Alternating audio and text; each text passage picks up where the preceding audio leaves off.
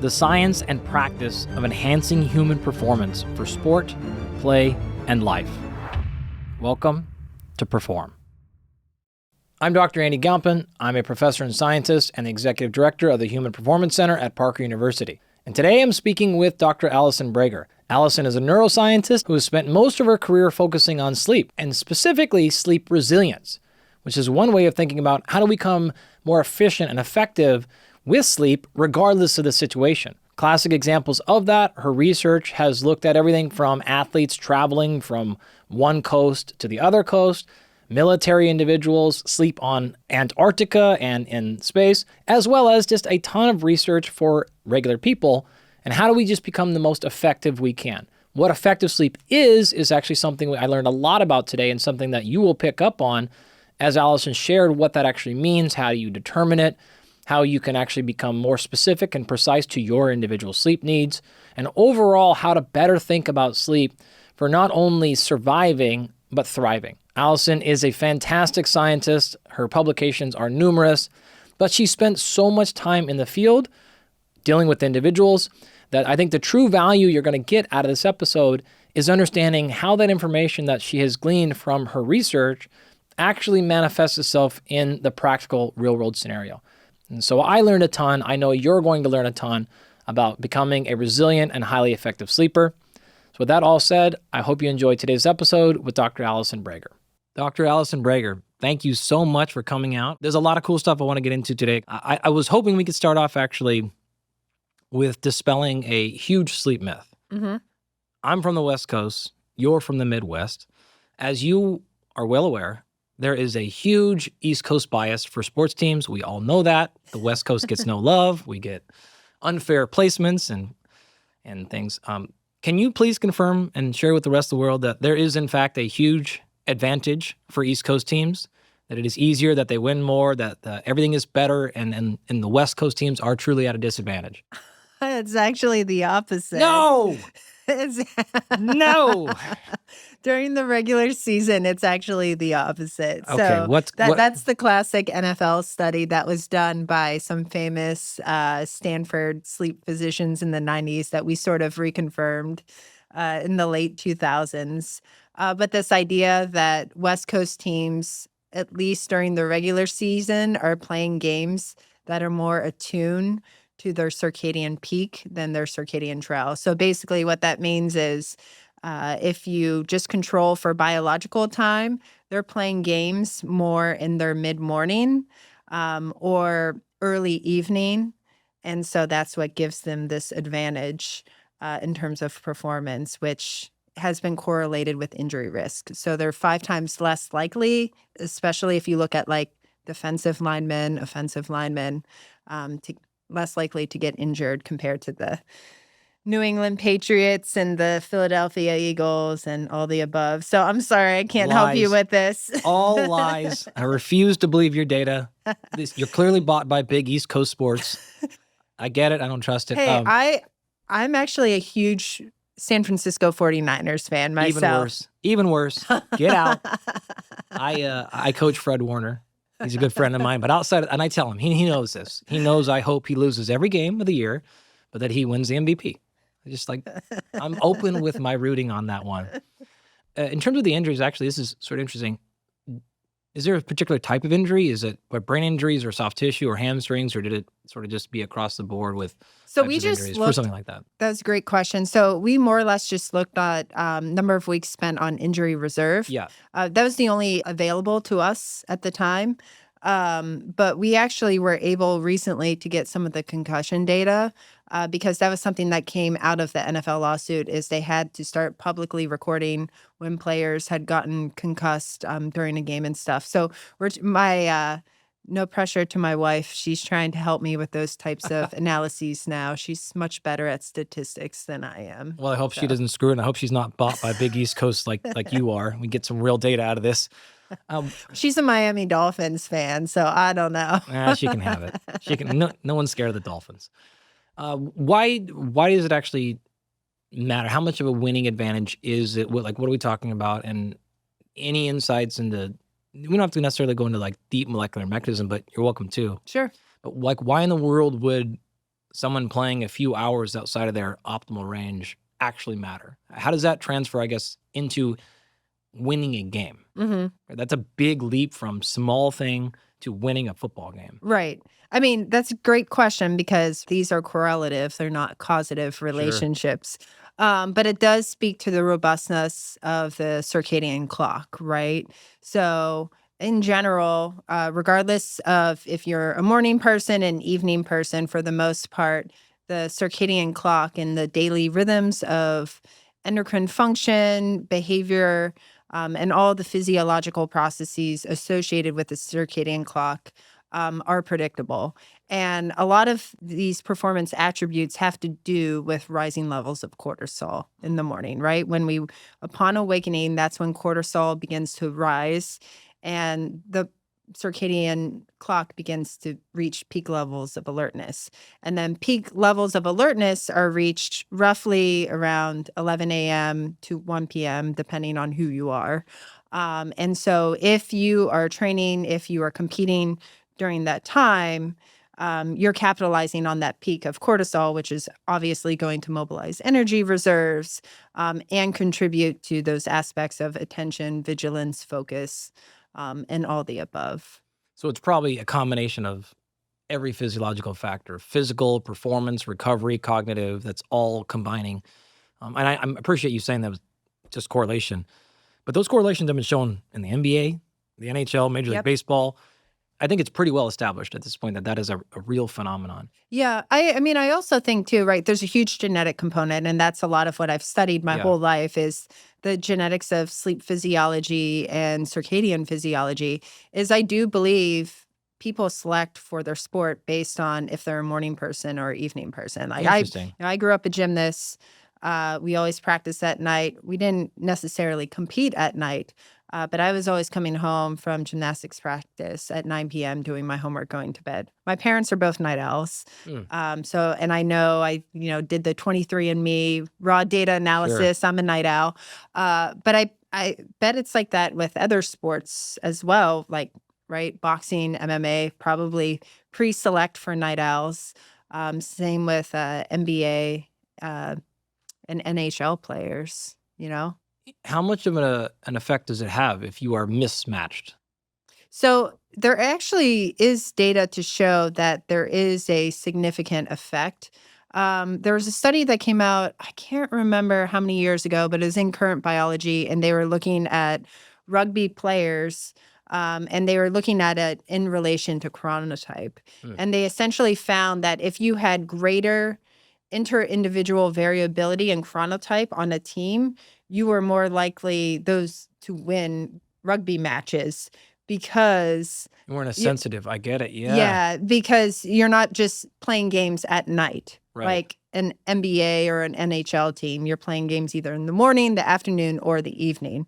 Now, I imagine it would probably be the opposite for NBA or NHL teams. I don't know if anyone's actually done this analysis. You probably want less inter-individual variability in chronotype, and you want to pre-select for more evening types. So we got to start genetically screening people for our draft process. I mean, Gattaca's one of my favorite movies. I'm not going to say it's like the be-all, end-all, but every student that I teach, I always try to expose them to, that movie for that reason.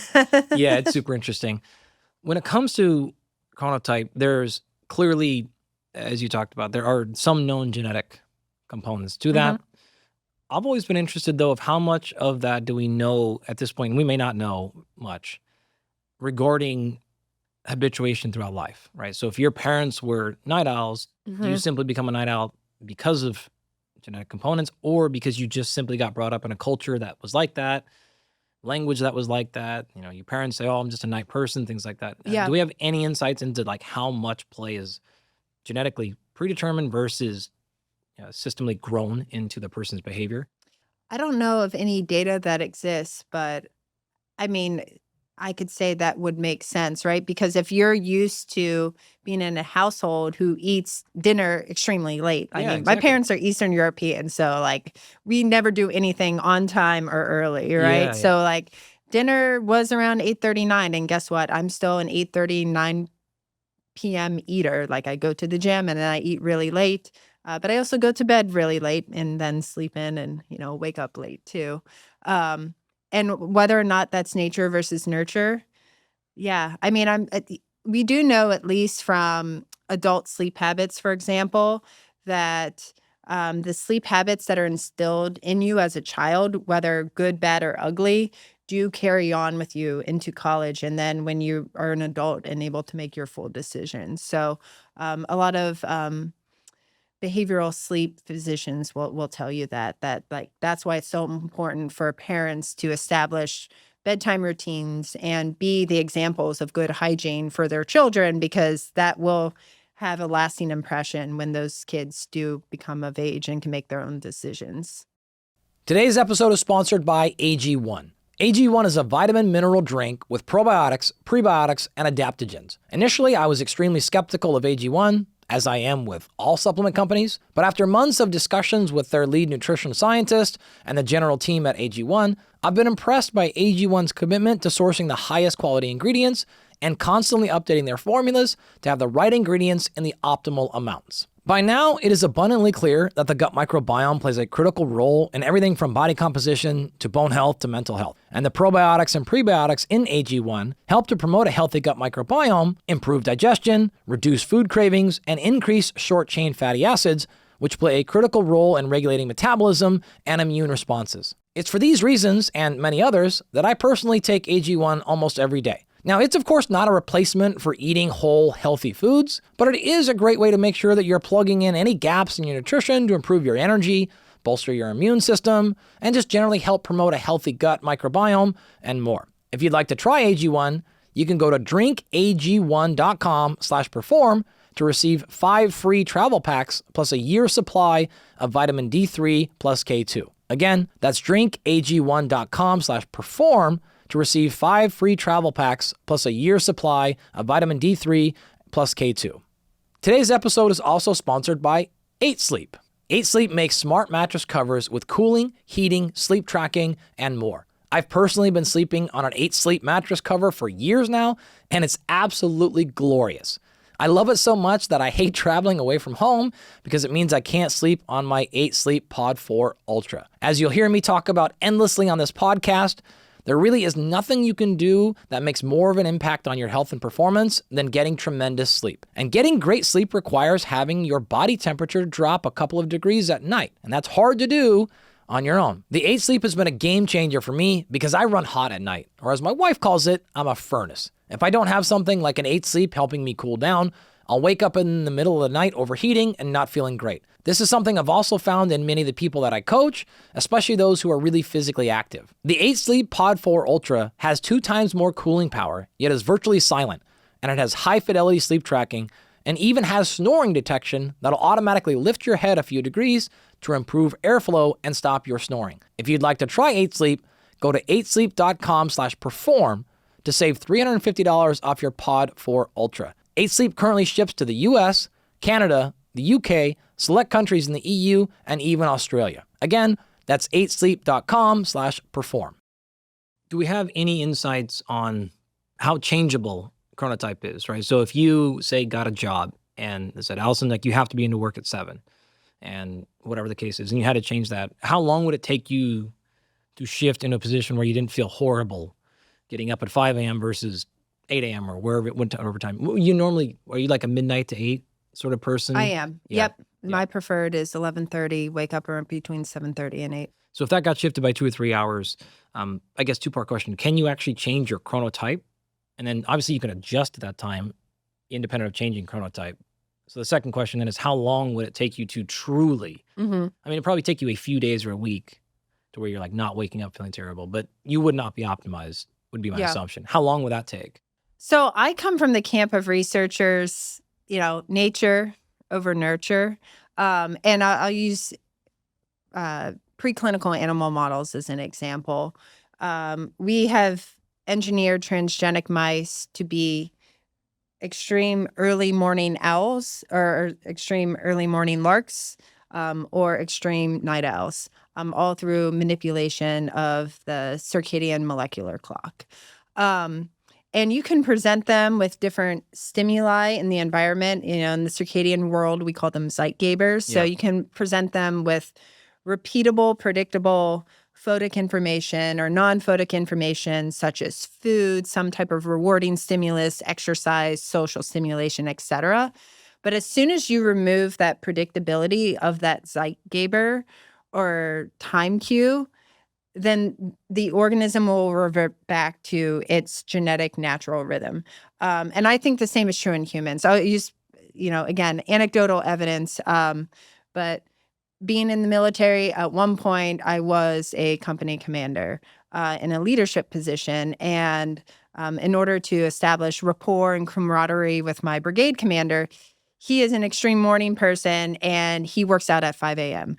So what that meant is I had to wake up every day at 4 a.m. to then get to the gym to work out with him at 5 a.m. Again, it wasn't mandatory, but I knew it's, just part of the process of being his subordinate.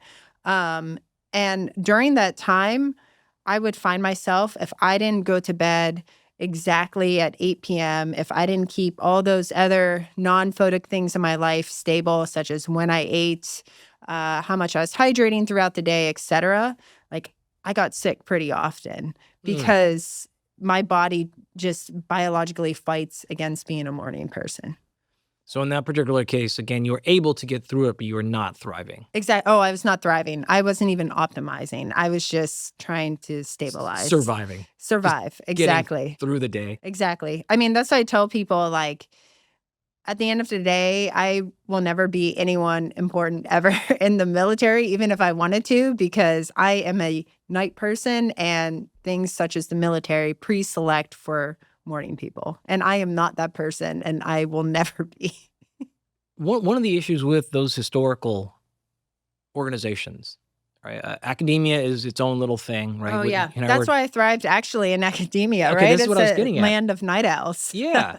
I'm the opposite. Like, I'm a morning person big time. Yeah. And I'd hate the 11 p.m. meetings. I hate just all that stuff, right? I'm like, but I'm actually wondering if we've done ourselves quite the disservice in those organizations of saying, no, like, I mean, obviously hopefully we're past the point where waking up early is a badge of honor and do those things. But is that culture still pretty true in the military? I would say it's pretty true. I think people who are night owls are considered to be lazy.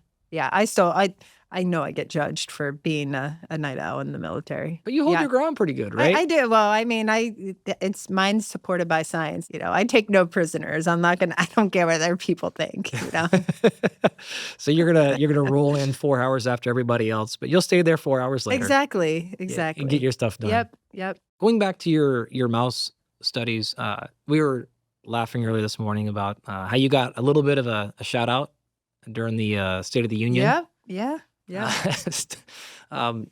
Maybe it'd be easier. Would you mind sharing a little bit about what I'm talking about? Because it's quite funny. Yeah. So one of the transgenic mouse models I worked on as a postdoc at Morehouse School of Medicine was the 4-core genotype mouse line. It was a mouse line created by Art Arnold out here, actually, in UCLA. And what it is it's a divergence of chromosomal sex with hormonal sex. And the purpose of developing this mouse line is it presents a unique way to look at the influence of chromosomes, so sex chromosomes, versus hormonal release of testosterone and estrogen on just physiology and behavior. So it actually worked out to be an elegant mouse model. It's very elegant. Exactly, to look at sex differences in sleep. So to understand how sleep pressure builds differently amongst biological males versus biological females. And, bottom line of using this sophisticated mouse model is we know that a lot of sleep traits are due to this, it's called the SRY gene. So the testes determining gene, that is responsible for sex differences in the accumulation of sleep pressure across the waking day, and then the presentation of daytime sleepiness. So bottom line being that biological males are more prone to daytime sleepiness, whereas females are not. And then biological females, although they have greater difficulties entering sleep itself at night, the quality and the efficiency of their sleep is greater than males. How could you have answered that question without that model?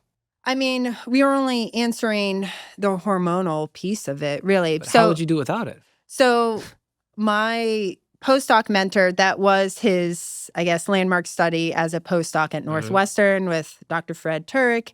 So Dr. Katema Paul, that's who I worked with as a postdoc, he essentially would remove the gonads of these adult mice, right? So stopping circulation of estrogen and testosterone. But you couldn't see these nuanced differences. And it's like, that's why you needed the chromosomal sex and the genetic manipulation piece of it. And it's important to realize that, like, biological sex differences are really complicated. It's not just hormonal sex. It is also chromosomal sex that seems to play the greatest role on physiology and behavior. I actually want to go back to some of those findings, right, about sleep pressure and sex differences. But the reason this came up, I guess, in that speech was this was one of the examples of wasteful spending. Is that a fair way that it was characterized? Correct, yes. And you and I, and I'm sure many people on your team had a good laugh at that, right? Like, it's really unfortunate, and we're not going to spend too much time here, but it's very unfortunate that a title of a paper, a title of a study section can get cut when really there's tremendous value for all of us behind that, with very little attention paid to who's doing it, what's happening, and what the category is. So, I mean, social, political norms aside, like, men and women are different. And, like, these animal models exist to understand biologically why men and women are different. And then when it comes to treating things such as sleep disorders or managing sleep disturbances, which, 70% of the world, if not more, suffer from, that's how you target and to address them is through the lens of biology. But I mean, that's just my own humble opinion. and now you can't even study it. Yeah. Because great. Okay. Yeah. Let's get back to some of those findings. Now, that was an animal model. How do we know anything about how much or how little that is actually going to transfer over into human models? Do we have any data on sleep pressure, sleep inertia, some of those other things you brought up that look like they're different based on chromosomes alone? What do we know about the impact on humans? So honestly, I haven't really seen much in the literature. I mean, I'm sure you can look at, like, single nucleotide polymorphisms in the SRY gene, for example. But honestly, I don't know if anyone has investigated that per se. I mean, I guess you can look at like intersex individuals. So someone who has, like, for example, androgen deficiency syndrome, something like that. But I don't think that's been characterized enough in humans. Tough study to pull off. I will say, so a few months ago, when was that? It was about a year ago, I presented at the NSCA conference that's geared towards tactical populations. And I did this whole deep dive lecture. I'm sure some people appreciated it, but a lot of people were like, okay, where's she going with this? But I started with the 4-core genotype model, and then I transitioned into the studies we know about women and sleep. And what's crazy is, like, all this work that was done by Dr. Rachel Manber at Stanford University and Dr. Terry Lee at Yale University is, like, it was done in the 80s, and it just stayed in this vault for like 45 years until, quite honestly, wearable companies, and, I'll give a shout out to Whoop, like, recognize that we need to focus on, like, female differences in sleep. And a lot of people think that research is unknown or unheard of, but actually it was done in the 80s. Yeah. And it was done in a very robust, controlled nature, but, it was just forgotten for like 45 years. What do we actually know about sleep differences between men and women? And what I actually want to know about is chromosomally. Yeah. So when you tease out the hormones, how is it that a particular, whether it's a polymorphism or some other activity at the level of the genome, how is that actually manipulating, manifesting itself into sleep? Any idea what mechanisms could possibly be there if it's not endocrine? So in terms of mechanism of action, we know that, again, there's differences in sleep pressure. And if you unpack the onion, sleep pressure is manifest from increasing levels of adenosine production, extracellular adenosine production within the brain, particularly the basal forebrain, which is a wake-promoting area. So if sleep pressure is accumulating quickly, which seems to be the case in biological males by way of the testes determining gene, then there's more rapid accumulation of extracellular adenosine. And the only way to pay off that increasing sleep pressure is through daytime sleep. Yeah. And so with females, right, it just essentially means their rate of accumulation of sleep pressure is lower, which means that the production of extracellular adenosine would be lower. Now, whether that's been studied, it hasn't, but like hypothetically, just knowing with all the, myriad of studies around accumulating sleep pressure and extracellular adenosine, we predict that's the mechanism of action. I mean, that's the closest we can come Right. at this point, right? Is it fair? Is it a trope? I certainly know that it feels like the guys that I know versus the girls that I know, guys fall asleep fast. Yep. Oh, yeah. Is that actually been demonstrated? Do we know that? So that's been demonstrated, again, in these preclinical transgenic mouse models using the 4-core genotype. It's also been demonstrated in human studies. So in those studies that were done in the 80s by Terry Lee and Rachel Manbear, that's exactly what they found is sleep onset for men is much quicker. But then when you look at time to restorative sleep, so that entry into stage 3 non-REM and then REM sleep, it is the latency is quicker for females. So it might take them longer to fall asleep, but to get that restorative sleep, it's much quicker and then much more efficient across the night. Do we have any teleological or evolutionary guess as to why that setup is there? I mean, I think it all goes back to child rearing, right? Like who's responsible for children, right? Men are responsible for propagating children, but, women, like, they are the caretakers. And I think these are these built-in neurochemical, neuroanatomical circuits that exist because of, relationships between who actually takes care of the child. How much of it is, if you know, psychology versus biology there, right? So the classic thing you'll hear is like, oh, women ruminate more. They think about stuff more. They're paying attention. Or is it simply any host of cascades haven't kicked off yet? The pressure isn't high enough. Do we have any idea what? I'm sure it's both are contributing, but well, I think that's the psychological aspect from my lens is a part of that biological blueprint, right? Is because females are going to have greater vigilance across the day. Well, what neurochemically is vigilance? It's increased acetylcholine release and activation of acetylcholine areas of the brain, like the basal forebrain, that are going to lead to that. But again, I see the world from the lens of nature versus nurture. So I'm not a very good colleague in departments of psychology. Well, you have a degree in psychology.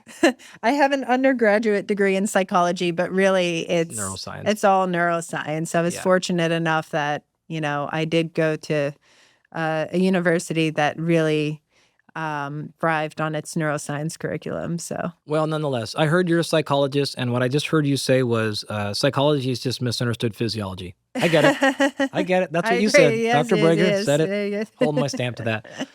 Acetylcholine. Mm-hmm.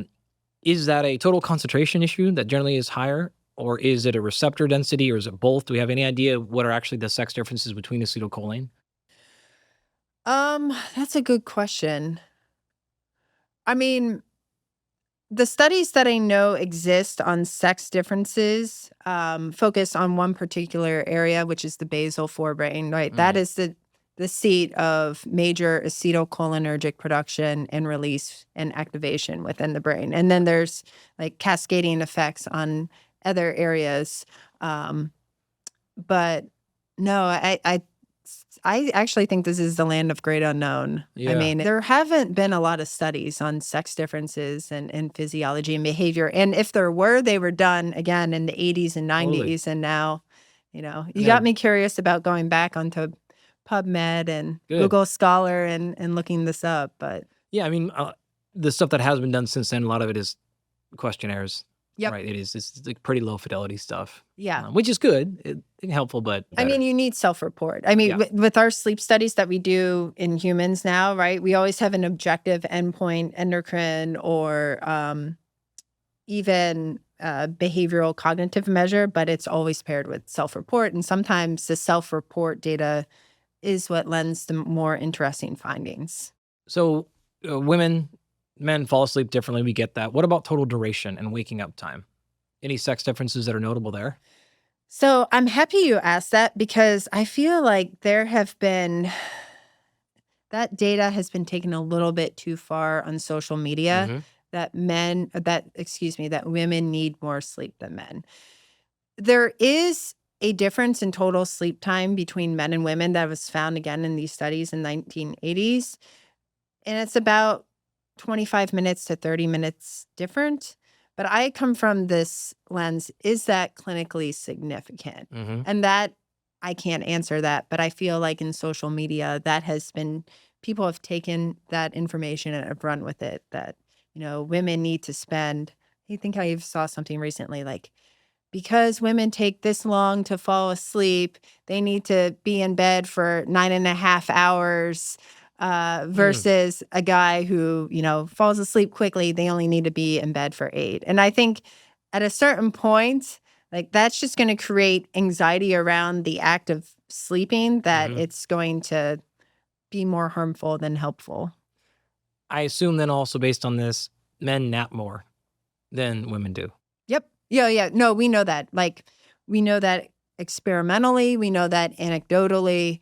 You just look at cultures around the world that have siestas, it's adopted and celebrated that like people nap during the day. Is we know that men, in general, across cultures, are more prone to daytime sleepiness. Do you know if and transgenic mice too? Oh, yeah. Name there. Are people napping more or less or the same than we have historically?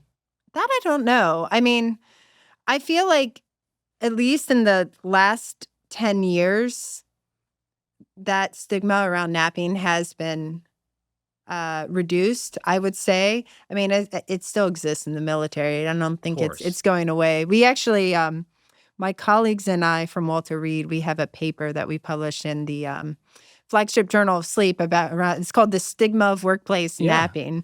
And we strategically anonymously took quotes from senior leaders in the military. And I mean, we were flabbergasted. They were like, no, if my employees nap, they're lazy. Like, they're not productive. And I'm like, you're okay. I just whatever, no comment there. But I feel like the stigma has been reduced. But I would argue that earlier in, generations, decades earlier, that napping was still more celebrated than it is today.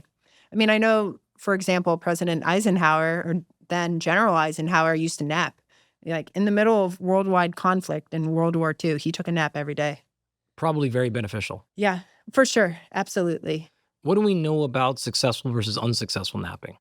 In terms of a nap, it has to be 30 minutes or less. We do know that, with the exception being a night shift worker or someone who has chronic insufficient sleep, right? The recommendation there is 90 minutes to complete a full sleep cycle. But historically, what the clinical data has shown is if you are someone who normally gets sufficient sleep and you take a nap that is longer than 30 minutes, then you're more likely to have issues with sleep onset that night, or just have issues with regularity in your sleep. But there's also data to show that a 20 to 30-minute nap is sufficient for immediate improvements in mood, athletic performance, even cognitive performance. Do you have any sense of what percentage of people nap? I don't. I would imagine it's fairly low, right? Yeah, I would think it's fairly low, except when you're talking about these microcosms of cultures, right? Yeah, Like yeah. professional athletes, it seems to be completely acceptable and celebrated of napping. Yeah. And I'm sure there's a few ringleaders, like, I know LeBron James, you were just talking about that. He's a huge proponent of daytime naps. And I've heard that he takes multiple naps across the waking day, but it depends on the culture, right? I can Yeah. tell you in my workplace, very, very few people nap, I struggle napping. Like, it just does not work for Yeah, me it at doesn't all. work for me either. If I have had a string of nights of insufficient sleep, or if I'm traveling, I will lie down and like close my eyes for a bit. But I think it's just the nature of being like a highly functional ADHD person. I can't, you know. If I happen to fall asleep accidentally or even on purpose during the day, I'm going to just feel horrific the whole rest of the day. Mhm. I'm going to feel terrible. Yep. Is that just a good indication I just shouldn't do it? Or are there ways that I could change that so I feel better when I wake up? Or should I just avoid it? So it's interesting you say that because one of the things that has become more popular is this idea of Nappuccino or like Mhm. having caffeine prior to a nap. And I learned anecdotally that this was adopted by the trucking industry in the 1970s. And Oh, no the kidding. the reason behind it is, right, like a cup of coffee or any caffeine, preferably not an energy drink, before a nap.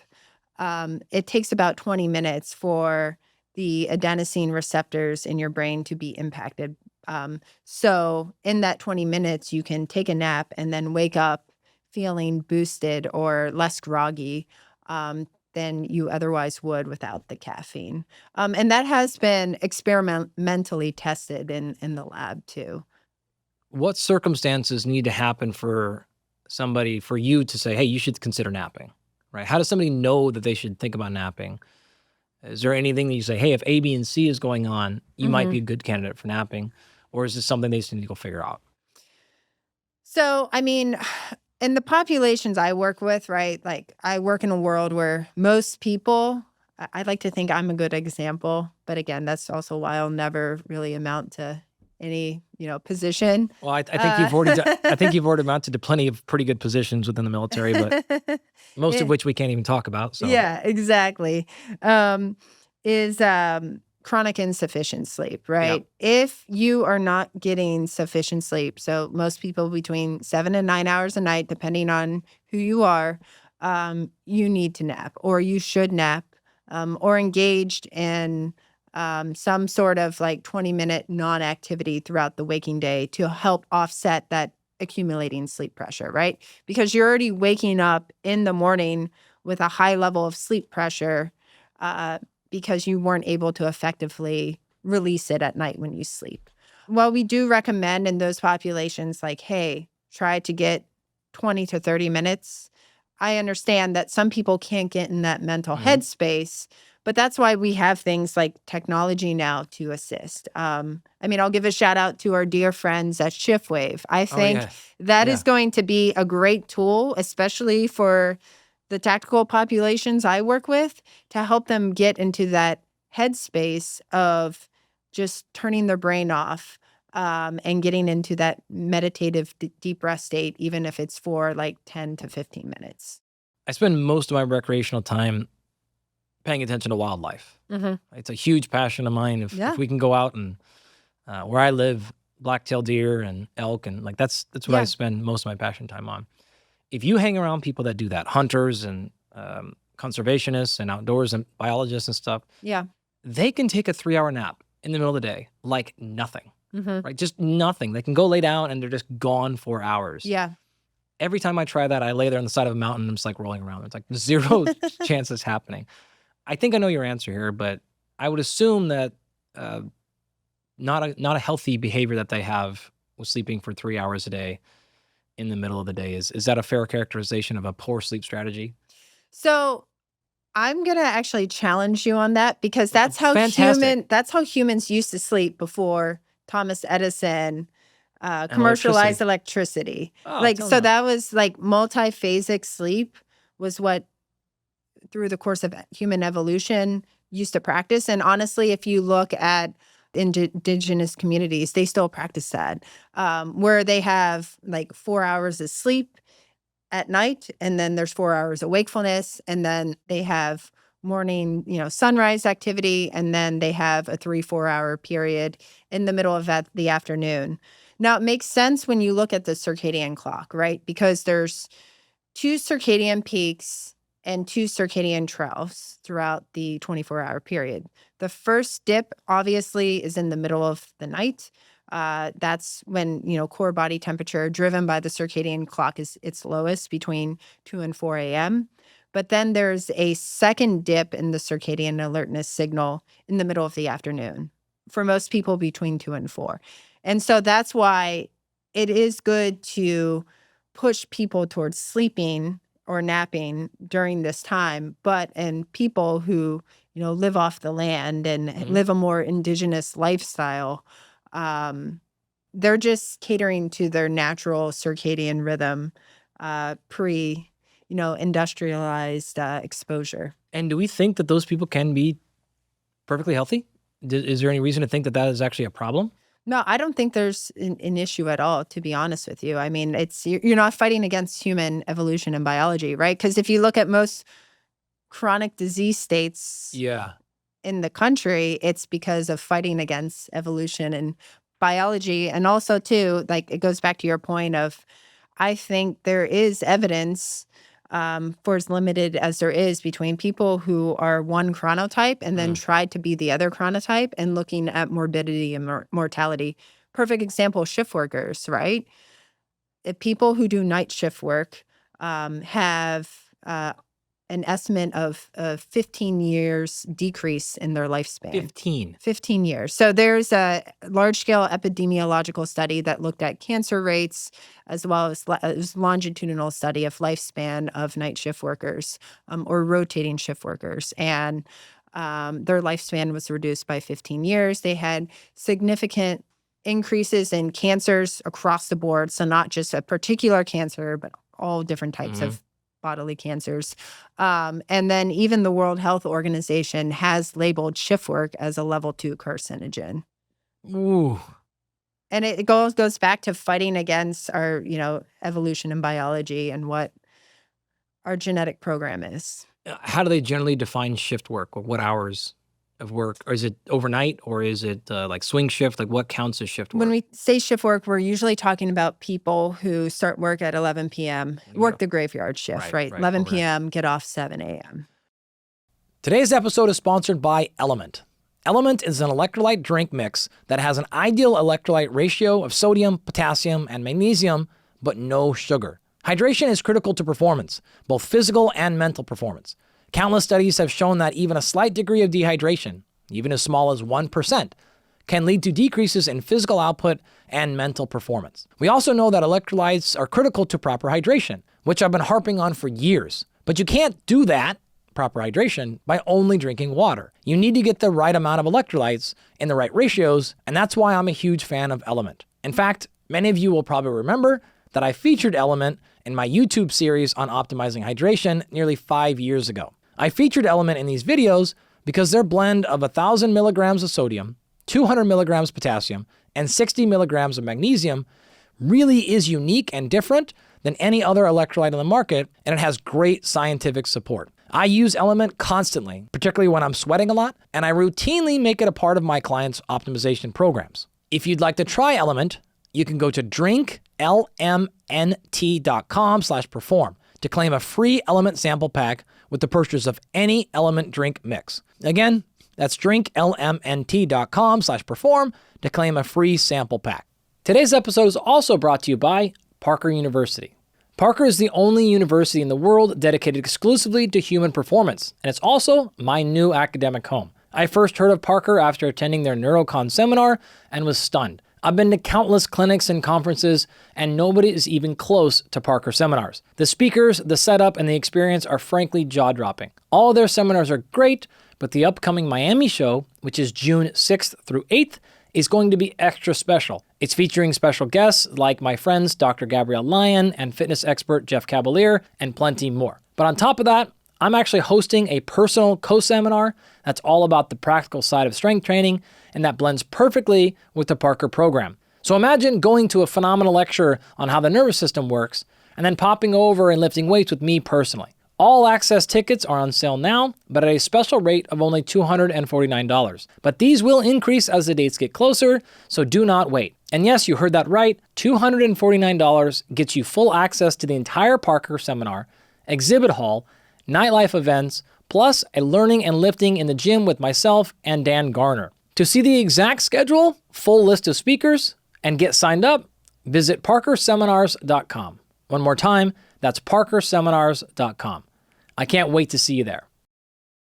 We have dealt of actually in our, a number of our companies, we've dealt with a lot of surgeons, emergency medicine, nurses, firefighters, police, and they have to work right, at some point. There are better and there are worse policies for that. We've seen some people where they, like 4 days day shift, 4 days night shift, right? Yeah. You can't design a worst possible setup for those individuals. So if somebody has to work night shift, because we need it, right? We need surgeons, we need physicians and nurses and military, so on and so forth. Right? Military, we right? win our nation's wars at night. We need people who can operate at night. How do you then set them up for least amount of failure if they have to work night shift?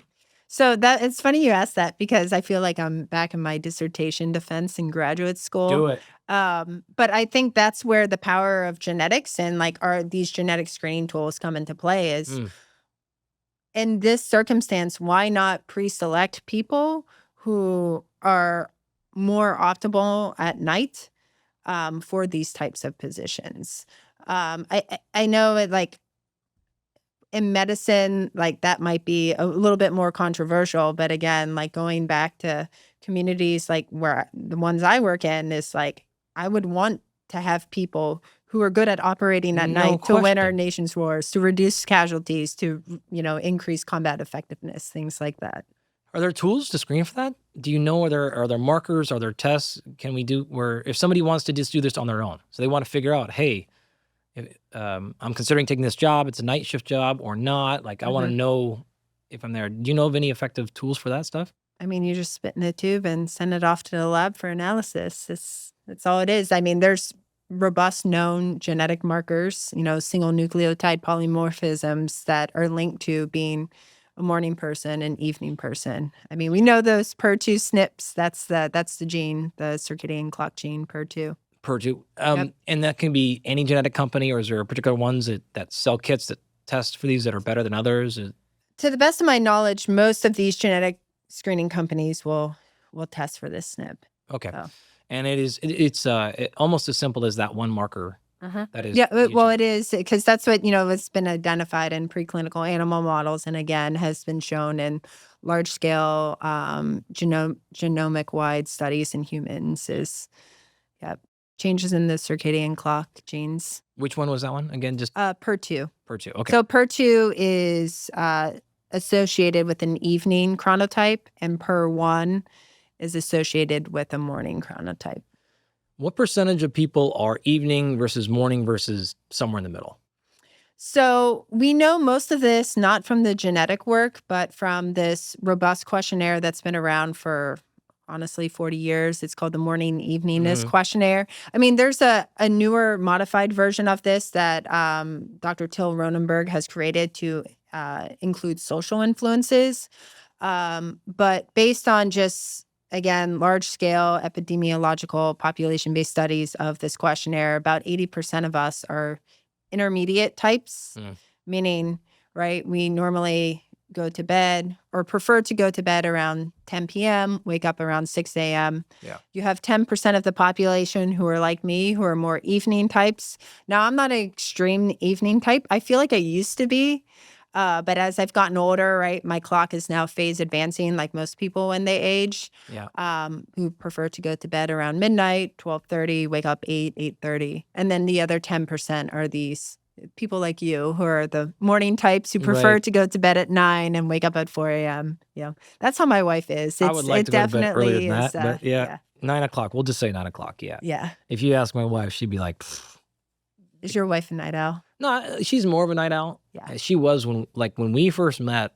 She was 11:30, like 11, right? Wake Yep. up at 6 sort of thing. Yeah. And now over the years, like she's drifted way down towards me. Yeah. Where she's there. Yep. I'm definitely like, especially if I didn't have kids, like 8 o'clock I'm in bed. Yeah. Like 1,000%. Yeah. And she's just like, no, like not Yeah. going to happen. Like get up, we have to go do whatever.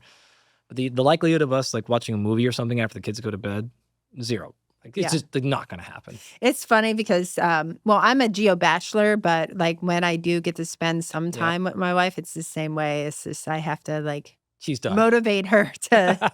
I am your wife essentially. Like I have to motivate my wife to. Like a 4-hour shift between you guys. Exactly. When you want to get up and do stuff. Yeah. Where I am in North Carolina and she's in Florida, by the time she's going to bed, which is around like 7:45, 8, I am just leaving the gym to go home and eat dinner and have an extra 2.5 hours of my day before I go to bed. Are you like my wife where we will be silent for like 30 minutes? Mm-hmm. Like in bed or whatever. And I'm like, finally, like time to go to sleep. And then there has to be some deep conversation happen. Like, it's just like talk about some big thing. I'm like, oh my God. Like, but she's like, always does that. It's a bad cliche. You know, are you like that no, too? I am. Yeah. Yes. And she's just like, stop talking to me. And then I'll just like drift off into sleep in the middle of the conversation. Oh, I'm gone. Like, I'm definitely gone in that conversation. Yeah. It's like so many times I've fallen asleep in the middle of her story because I'm just like, I can't. Yeah. I'm done for. Yep. No, Okay. that's me too. All right. I fit that stereotype. Fantastic. Yeah. I was asking you earlier about people that have this, not quite polyphasic, but multiple sleep, right? Several hours of sleep throughout the day. Yeah. In the world I come from, that's often because of sunlight, right? Where you're out doing stuff. Yep. You head back towards camp, and then by the time you get back and do stuff, and then you only have 4 hours or 5 hours where you got to get back up again, feed the horses, do things. Yeah. So you can get out before sunrise, right? Yep. So then you have 3 to 4 hours of sleep, and you're going to sleep more there. Yeah. I know you've done a bunch of work in, of course, the military. Right? Tons of groups in there. You've done stuff with astronauts, right? You've done stuff in Antarctica, right? So how do you handle it when light is either not the cue, it's not there at all times, you're up in space, it's there at all times. How do you manage a sleep schedule when light is completely eliminated from the equation, or maybe not eliminated, but you know what I mean? Like it's completely off the schedule. Yeah. So that's actually what speaks to the robustness of the sleep system is like work in these extreme environments. And I'll use our study in Antarctica as an example. So honestly, to date, that is probably the coolest project that I got to be a part of. How could it not be? So we did essentially a year-long longitudinal assessment of sleep down. It was actually in collaboration with the Argentinian Navy. So they have this Navy base down there called Belgrano 2, and it's actually the southernmost point in the world. And what's interesting is 6 months of the year, like they have access. It's kind of like being stationed on the International Space Station. You have access to food, water, resources, and then medevac. But the other 6 months of the year, if something happens medically, they have to figure it out, right? So there's a lot of stress during the winter because they don't have access to food, resources, or any contact with the outside human world. You can't get a plane in and out because of weather. You can't, because of the weather. And so what we did was we used actigraphs, which, still are clinical grade measures of sleep. 2 weeks worth of actigraph data translates to a night of, in a sleep lab, so a night of polysomnography. Yeah, this is a wrist wearable. Right? Exactly. Yeah. And it's extremely durable. I mean, we've taken these wearables out into combat zones, and they've come back working completely fine. So they're made to withstand these extreme conditions. And what we found is the structure of sleep across this time being stationed in Antarctica does change from the summer to the winter. So, for example, in the winter, there's fewer sleep episodes, but the sleep episodes are longer. And then in the summer, there's more sleep episodes, but the sleep episodes are shorter. But when you look at overall daily 24-hour sleep amounts, they're the same, winter versus summer. And what's really interesting is that also lends to changes in physiology, blood pressure, and cognitive performance too. So we also measured blood pressure down there. So we did 4 times a day, they did blood pressure measurements because they wanted to catch predicted times of the circadian peak versus circadian trough. And then same with the gold standard for vigilance, which is the psychomotor vigilance test. Oh, yeah.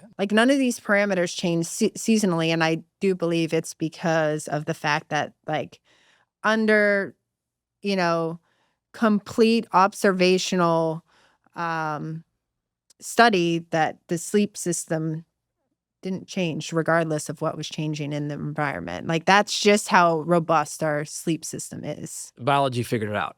Exactly. Yeah. It got there, right? Yeah. We talk a lot about when we coach people, we try to avoid using sleep optimization, right? What we really try to go after is sleep resilience. Yeah. Right? I want you to be able to have effective quality sleep independent of all these things. I think one of the things we have helped people with a lot is I don't want you to have a 90-minute routine and a 45-minute breathwork session and have everything perfect for you to have a reasonable night of sleep. You become super sensitive, right? We want you to be more resilient against that. Sounds like that's exactly what you're talking about, that Antarctica study. And so, so back in the military sleep lab, we've done these types of studies too, right? Because we've done very well-controlled either acute sleep deprivation to mimic combat operations, like what we're exposed to when we're deployed, or chronic sleep loss. And we actually find, when you go back to self-report, even if someone had a really poor night of sleep objectively, right? But they are convinced that they got restorative sleep, or that they have high sleep resiliency, their next day performance on objective tasks, such as the psychomotor vigilance tests, will be better than someone who rates themselves as not being resilient to sleep deprivation. So, you go back to that debate of biology versus psychology. I mean, yes, I still sit in the biological camp, but I understand there are psychological influences. Don't you waver on me, Dr. Brager. No. How long is that tail going to last? In other words, you've been outspoken about this. There's a difference between clinical deficiencies, right? Whether this is because you have a sleep disorder or because you're in a special situation where you legitimately have sleep restriction, or whatever's going on.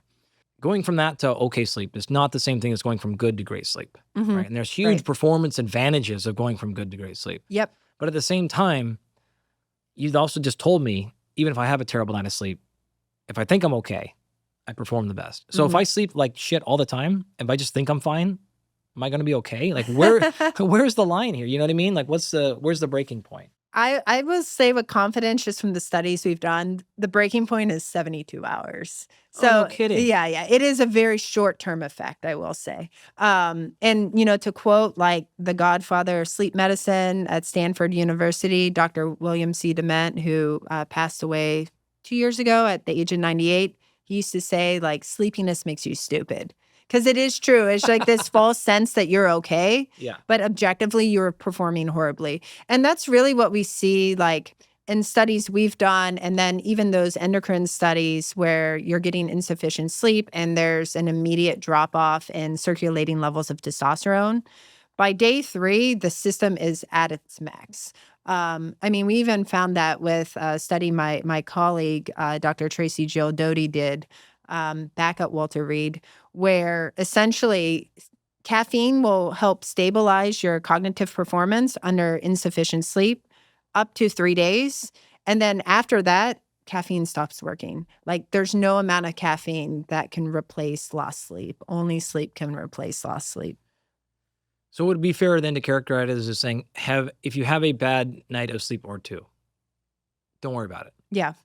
Past that, though, we need to start making changes. Exactly. Yep. And that's, I get asked this question all the time. Is it good to keep the same sleep schedule? Say you're getting insufficient sleep on the weekdays versus, keeping that same schedule on the weekends.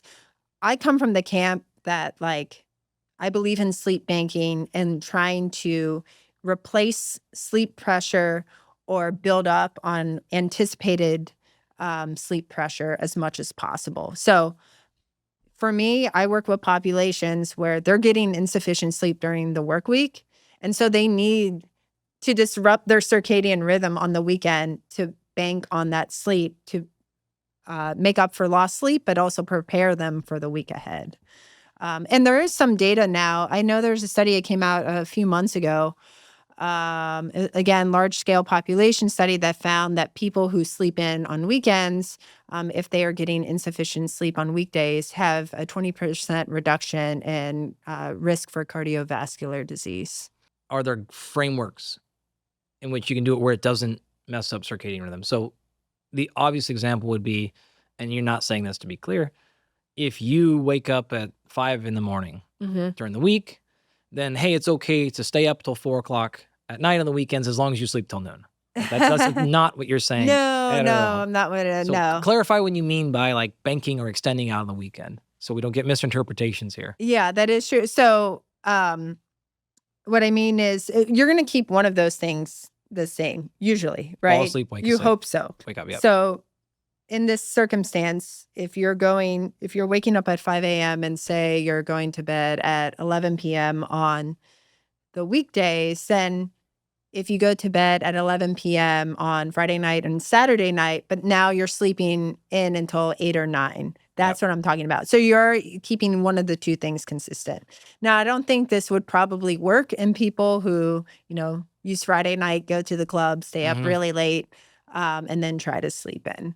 I know in the clinical world, when you look at like cognitive behavioral therapy for insomnia, for example, when those behavioral sleep medicine physicians are trying to extend sleep, they do it in 30-minute intervals. So that is something we do know about the circadian clock is that you can do things in 30-minute increments over an extended period of time to reduce the amount of physiological stress on the system. I wanted to actually ask about, on a similar note, sleep in space. Okay. I know you're in the process of hopefully becoming an astronaut yourself. Hopefully, yes. You're waiting back on that.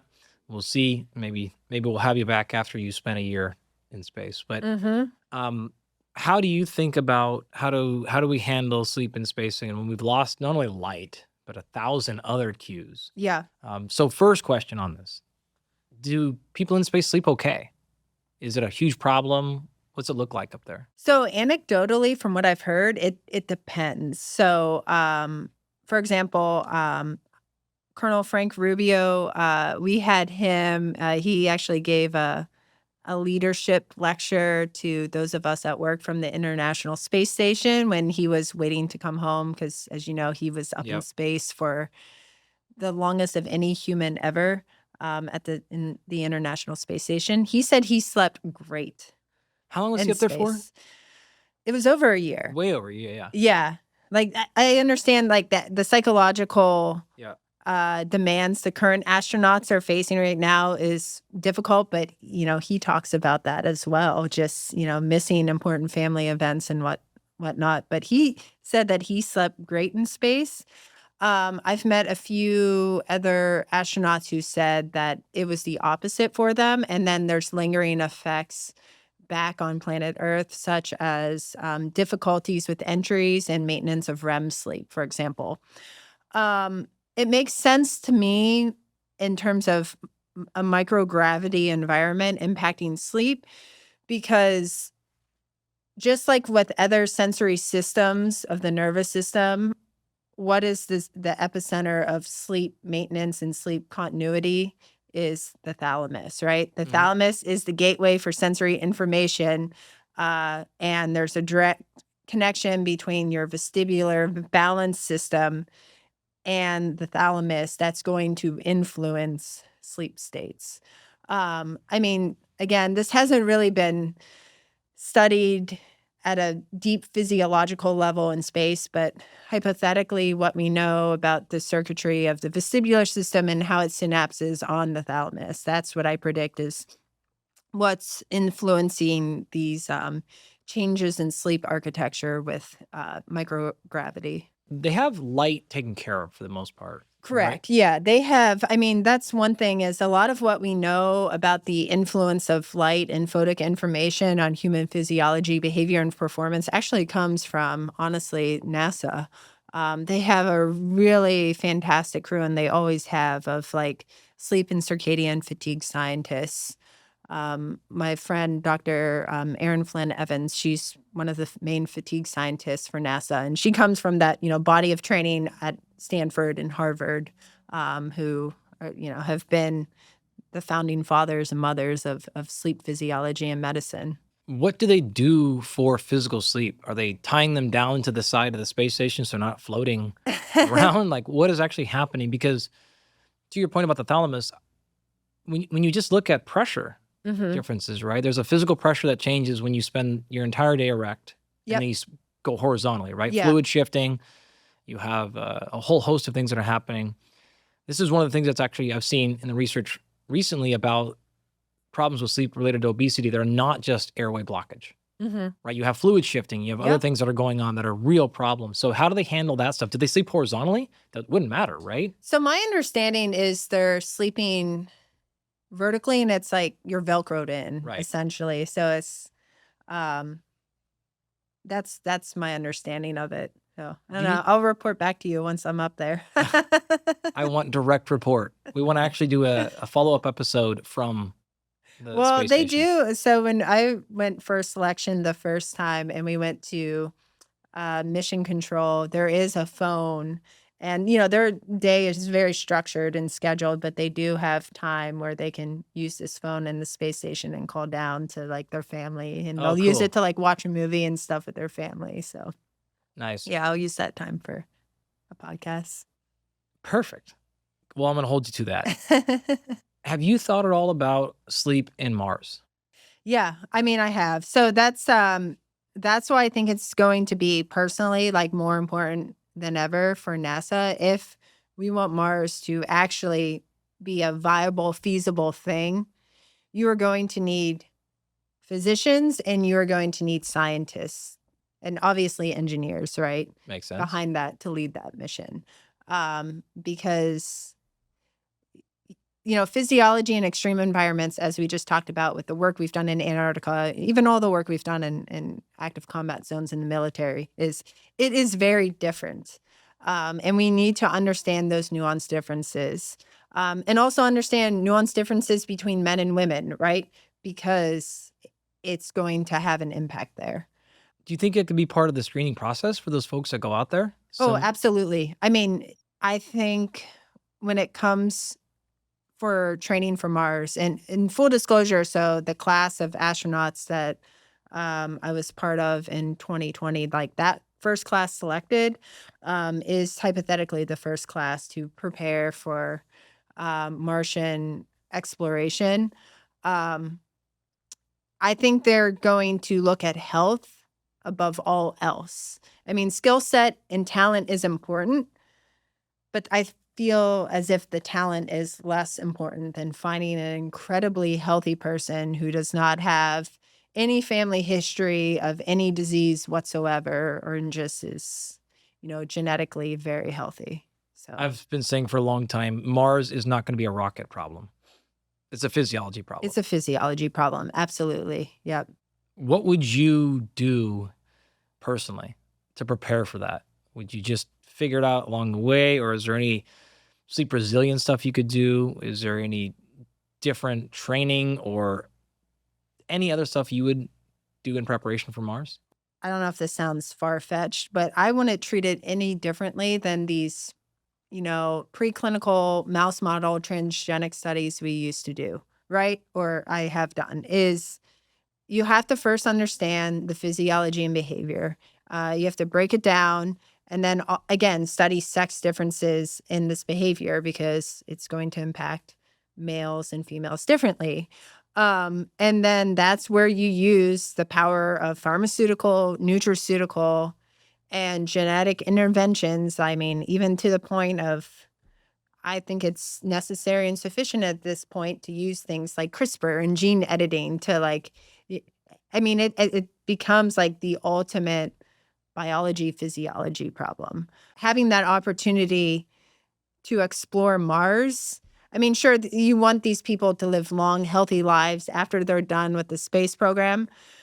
But at the end of the day, you also have this person who has this mentality that they're willing to be like yeeted off the planet into the unknown. So, I feel like people like me who are willing, and who have wanted to be an astronaut like their whole life, we're willing to accept some pharmaceutical or nutraceutical or genetic interventions in order to get the job done. Yeah, I mean, I guess what you're saying is if you're 95% of the way there and there's just a couple of things that are stopping you, why not Exactly. take those and get all the way out there? Exactly. Yeah.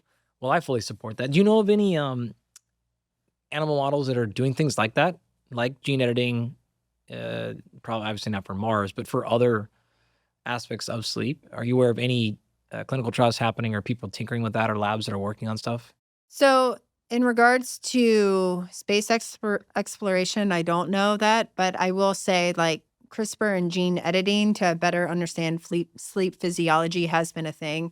I think that's really what you see now when you look at like the evolution of using preclinical animal models to understand mammalian physiology as behavior, right? It's like I came from the generation where we were still working with these transgenic mouse models, just through sophisticated breeding of heterozygous and homozygous mice to hope and pray you get the genotype based on Darwinian, hereditary genetics that you're hoping for. But now we can actually go in and directly manipulate the genome through gene editing or as a postdoc, when we were doing that skeletal muscle physiology project, we were using a transgenic mouse model where we just had to give the mouse doxycycline, so the antibiotic, to either turn on or turn off genes. Oh, because you had already put something in there and you just had to activate it. I didn't put it in there, but the group at Southwestern that had created these genetic mouse models. Yeah.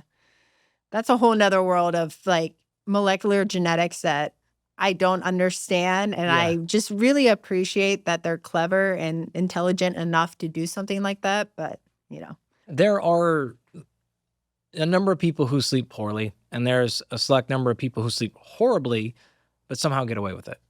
Right. And you talked about earlier, and I know that there's plenty of studies that look at a lot of people who think they're getting away with it aren't.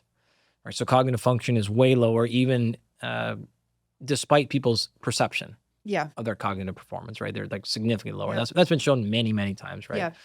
So we argue this all the time when you're like, if we look at your data and your numbers are not great, but you think and your perception is high, there's a good chance that it's not actually as high as you think. Yep. But there are those select few, right? Those people who can get away with a few hours of sleep per night, right? 4 or 5, or probably more appropriate. Do you think it's realistic at all for us to be able to engineer something like that?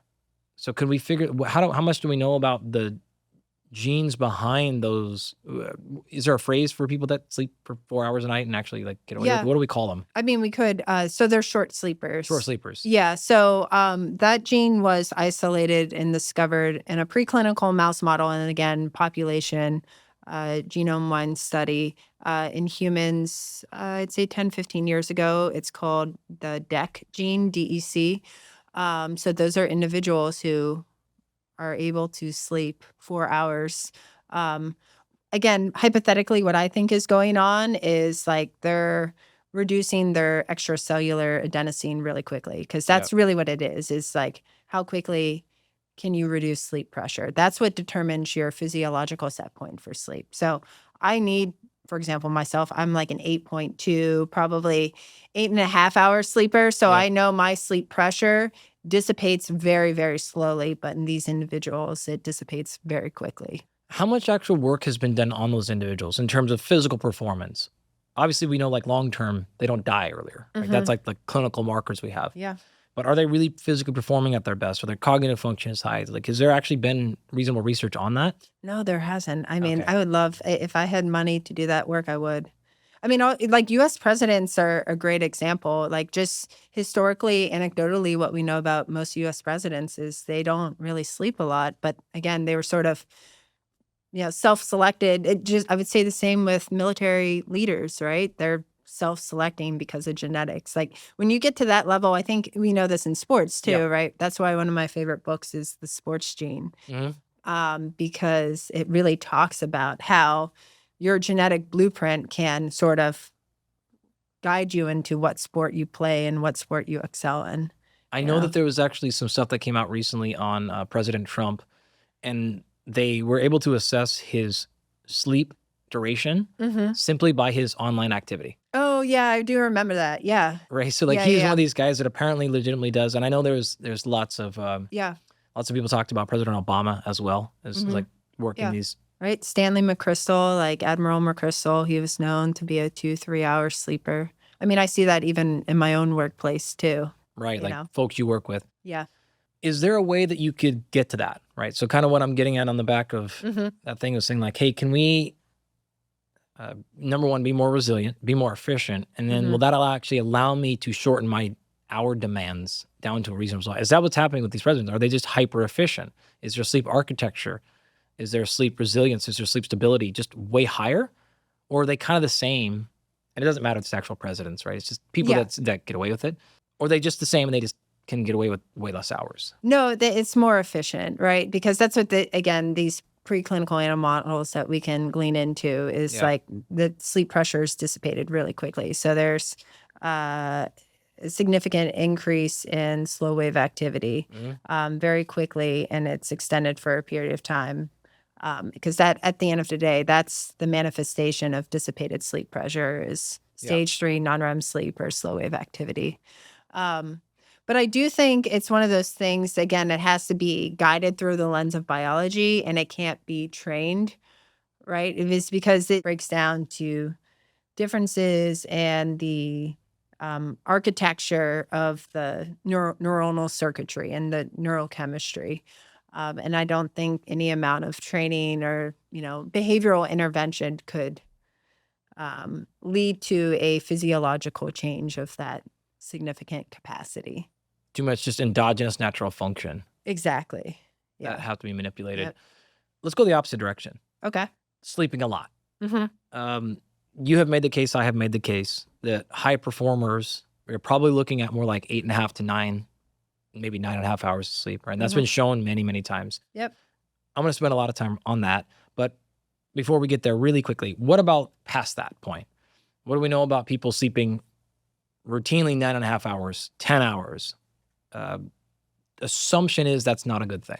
Yeah. So actually my buddy, Michael Granier at the University of Arizona, he's looked at that, right? It's like, it's not good to be on either tail end. So hypersomnia, as it's called, is just as bad as insomnia. And if you look at morbidity and mortality in those individuals who need 10, 11 hours of sleep because their rate of dissipating sleep pressure is just so low, like they suffer from the same health outcomes as someone who obviously willingly shortchanges their sleep because of life. Why does somebody need 10 and a half, 11 hours of sleep? Is that a insanely inefficient sleep pattern, or are they sleeping that because of other reasons? I guess another way to think about it is when they wake up the next day and they still feel tired, right? It's like, I slept 9 hours and I still feel tired. Yeah. Probably something is happening, I assume, right? Yeah. I mean, my assumption is there's a physiological disruption there mixed with, for example, we know people who are clinically depressed, for example, do fall in this category of hyperinsomnia. And so, and some of that, again, is physiologically rooted, but, compounded by life trauma too, that could be contributing to that clinical depression. But that's where I think we most oftentimes see these issues with hypersomnia is they're usually also associated with some sort of mental health condition as well, particularly clinical depression. Interesting. Or someone with chronic pain like fibromyalgia, for example. Yeah, that makes sense. How much do we know, if any, about cause and effect there? Which direction? Oh, that is still to this date a constant debate in the sleep medicine community. So I've been going to the annual sleep medicine conference now since 2006. I've only missed one. That was the year I was competing in the CrossFit Games.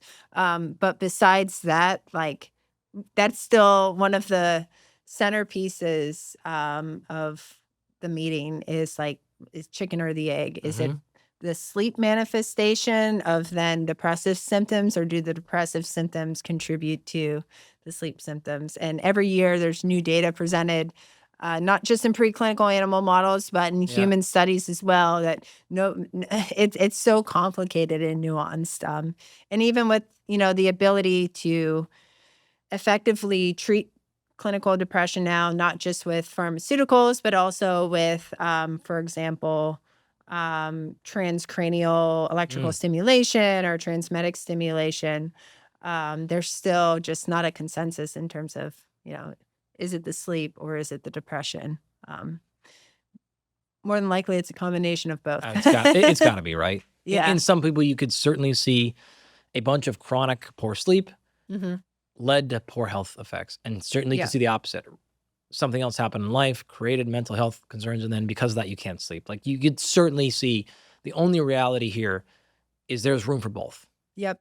Like, both are potential causes. So trying to isolate and say one is always driving the other one is honestly, it's quite nonsensical right now where we're going to go. Yeah. I mean, we see the same thing, use in my community with traumatic brain injury. It's like, we know from the clinical studies, like this one study we did at Walter Reed, that if you have even just a mild traumatic brain injury, it's going to lead to long-term changes in sleep architecture. But then you have all the lifestyle factors that also are influenced by that, right? Like using alcohol to cope with the lack of sleep, or difficulties with sleep now that weren't in existence prior to traumatic brain injury. The inability to regulate stress, and how, because of that inability to regulate stress, that's going to impact sleep. It's right. You can never have things in isolation. Today's episode is sponsored by Momentous. Momentous makes the highest quality supplements on the market, period. Many of you know me, and you know that I do not trust the vast majority of supplement companies. And for good reason. Many studies have shown that anywhere between 10 to up to 40% of supplements have accidental contaminants, intentional alterations, mislabeling, or other serious issues. But Momentous is different. I literally spent years vetting the company, their products, and leadership team before personally officially partnering with them in 2023. Every single one of Momentous's products is third-party tested to ensure quality, and many are even NSF certified for sport. Now, while I love all of their products, the ones I use the most, both personally and with my clients, are what I call the big three. And these are the omega-3 fish oil, creatine, and newly improved whey protein formula. These three supplements have fantastic data supporting their benefits. Whey protein for lean muscle mass, omega-3s for brain health, and creatine for both muscle and brain support. And they have been shown to be very safe across basically all populations of people, young, old, men, women, etc. Now, nobody has to use supplements, and I hope you never feel pressured to do so. But if you're interested in supplements, it's important that you get them from the highest quality providers. You don't want mercury in your fish oil or lead in your whey protein or anything like that. So that's why I stick exclusively to Momentous. If you'd like to give Momentous a try, go to livemomentous.com/perform to get 20% off your order. Again, that's livemomentous.com/perform to get 20% off. How do we create more efficient sleep? So when somebody says, Allison, I've got A and B job, whether it's going on, like 6.5, 7 is just the most realistic thing. Yep. Can I get more efficient in that time? Yep. And I'll give you a little bit of a pass here.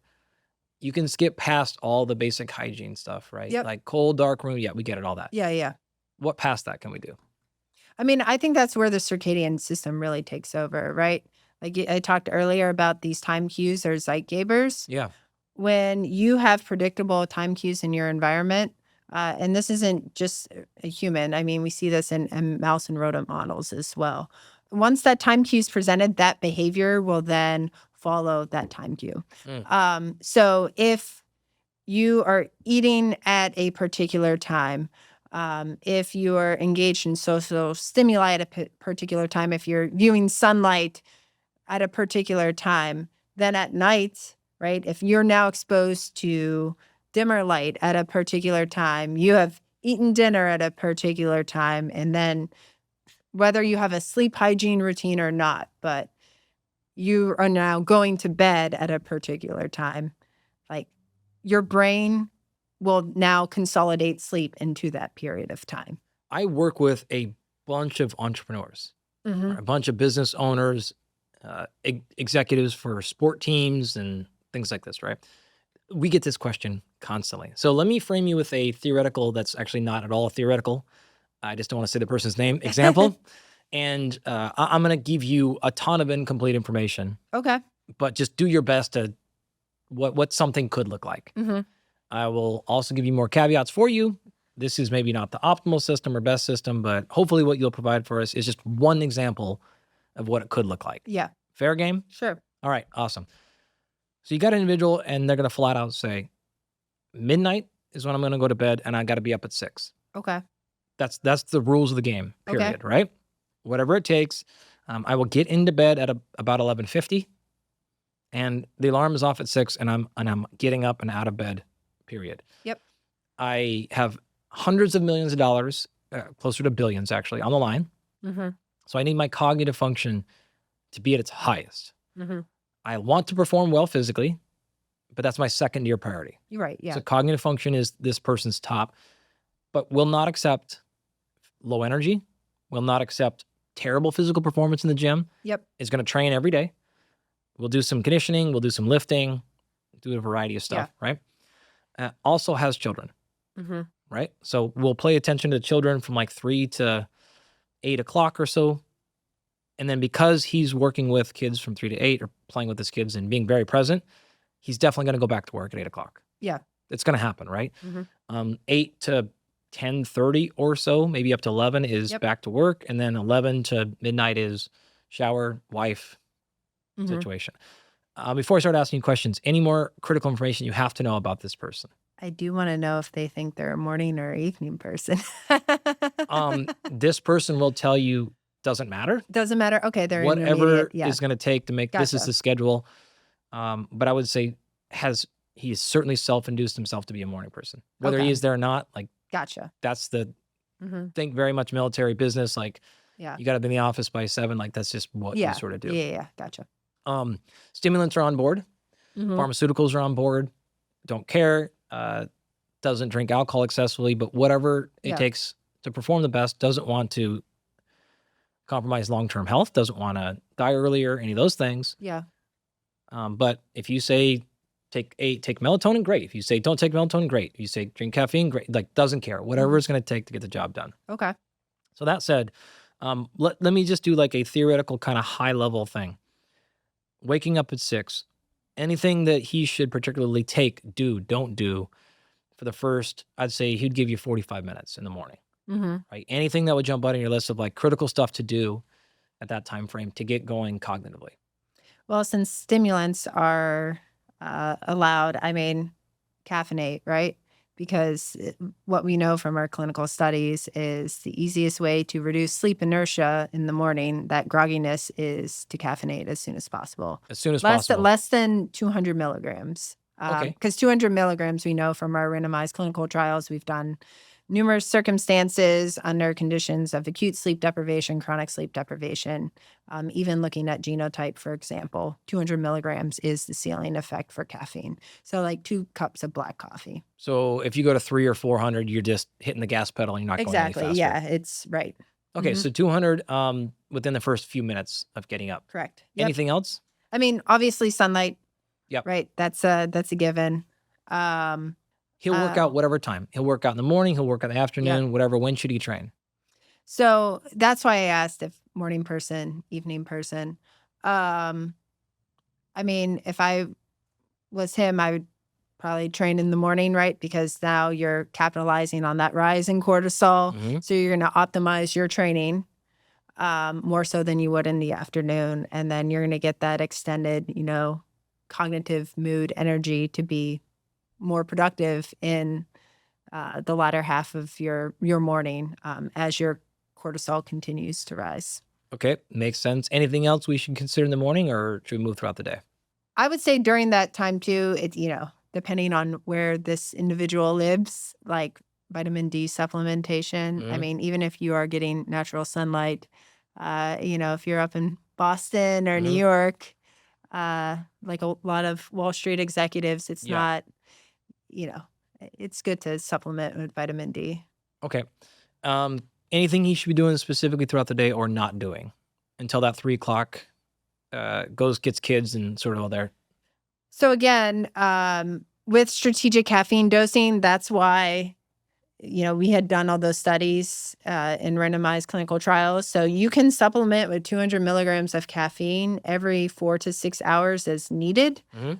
You can even do 2 to 4 hours as needed, stopping at least 6 to 8 hours before bedtime. Okay, so he'd be good to take, he could have his 6 o'clock caffeine and then maybe have it again at noon. Or like even that. like 9 o'clock in the morning if he wants. So Again and do earlier, it right? again at noon, right? And then maybe even again at like 3 or 4? Mm-hmm. Would Yep. be As totally long fine as, because that's within the 8-hour time window before before midnight. before midnight. Okay. He's going throughout the day.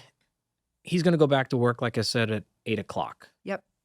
And he's not going to stop until an hour before Mm-hmm. he goes to bed. Are there any best practices, any things he can do either during that 3-hour work window or right after it? What can he do to make sure that when he gets into bed at 11:50, he is asleep by midnight or close to it and has the highest quality 6 hours possible? Well, so that's why, like, he's not going to have like a full-on sleep hygiene routine. And here's the thing, that sleep hygiene routine, that 90-minute routine isn't necessary if you're keeping everything else in your environment consistent. Yep. But in order to help facilitate that sleep, so you have like a 10-minute sleep onset, that's where blue light blocking glasses, right? Okay. As you're working, that's what I would have this individual wear, because now you're still promoting that dim light melatonin onset to then let that individual go to sleep. So while he's still aroused from work activity, he can mitigate it some. Exactly. Right. Because you're still going to have brain activity and gamma beta activity. It's not going to be anywhere close to alpha, but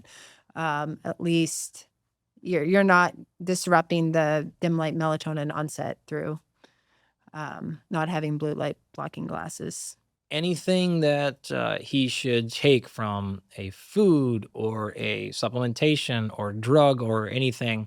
Maybe you don't have to go too far in the drug without knowing more medical history there, but anything that you should take either 8 o'clock, 9 o'clock, midnight, or right before bed, or just sort of stay away as much as you possibly can. So it is okay to eat.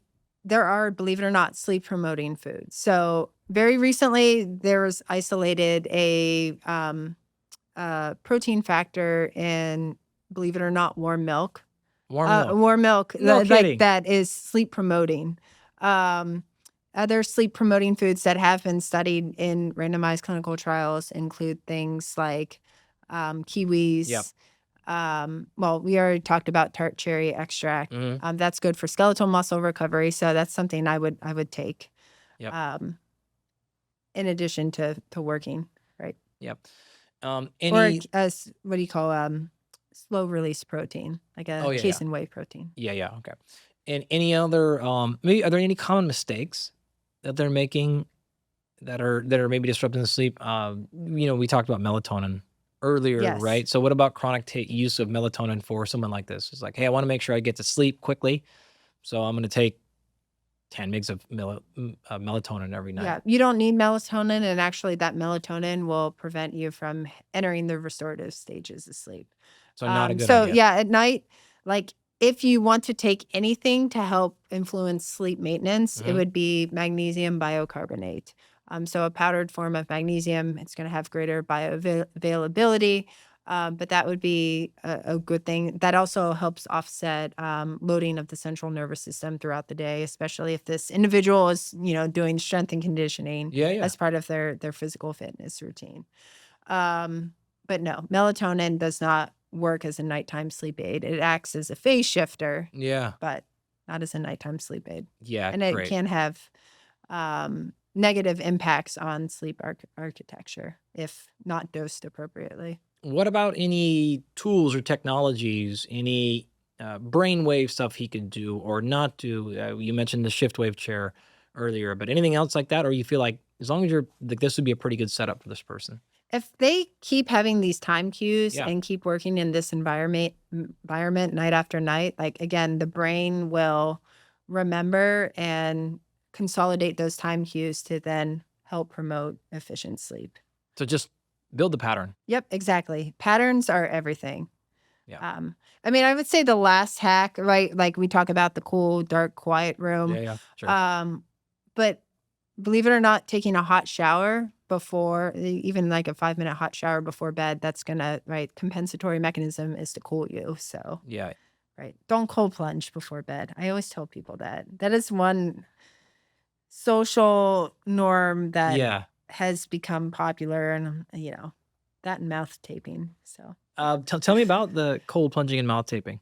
big fan of it, but it has to be the right time of day. If you think about it, right, you take a hot shower, compensatory mechanism is your body wants to cool down. Yep. Right. If you cold plunge, compensatory mechanism is your body wants to warm up.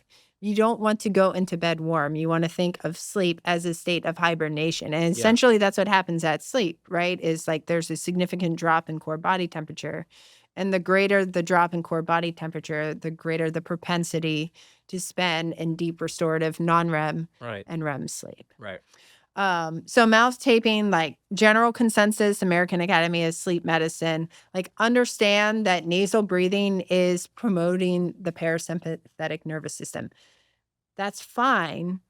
But if you're going to mouth tape, like do it during the day to train your diaphragm to activate appropriately to then be able to breathe through your nose at night and not your mouth when you're asleep.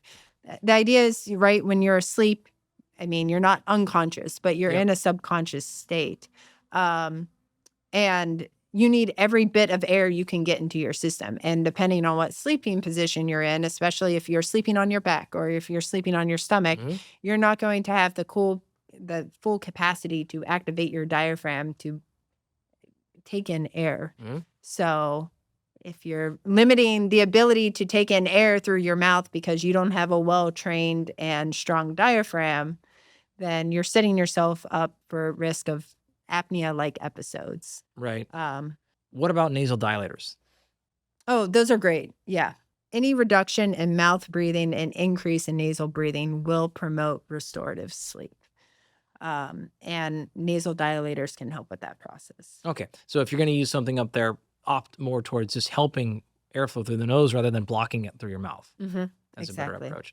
How did you handle the jet lag last night, right? How would this guy or anybody else, when let's just say that the normal person is, traveling once a month or so for 2 or 3 days, right? And let's just assume at least a 3-hour change. Obviously, if you're going a 1-hour difference, it's not a big deal. But what can we do best to enhance?